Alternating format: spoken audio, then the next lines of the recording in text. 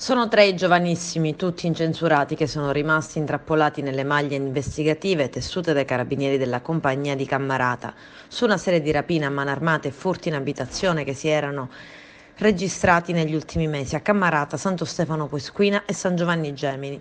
Messi alle strette dai carabinieri del nucleo operativo, uno dei due presunti rapinatori non ha potuto far altro che confessare le proprie responsabilità.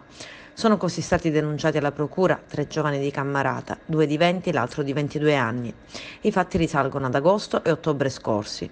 Due rapine, una il 9 agosto in una farmacia di Santo Stefano Quisquina, l'altra il 15 ottobre in una tabaccheria del centro storico di San Giovanni Gemini, e due furti nelle campagne di Cammarata. Il modus operandi dei rapinatori, classico nel genere, consisteva nel fare ingresso nell'attività commerciale con dei passamontagne e berretti indossati per non essere identificati, mentre uno dei complici impugnava un coltello o una pistola a giocattolo, un altro si faceva consegnare il denaro dai commessi.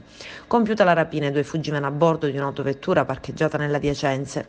I carabinieri del nucleo operativo di Cammarata si erano messi subito sulle tracce dei rapinatori.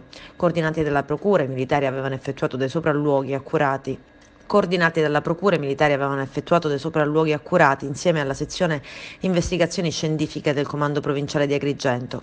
Avevano poi acquisito le registrazioni degli impianti di videosorveglianza, ricostruendo i movimenti di persone e veicoli.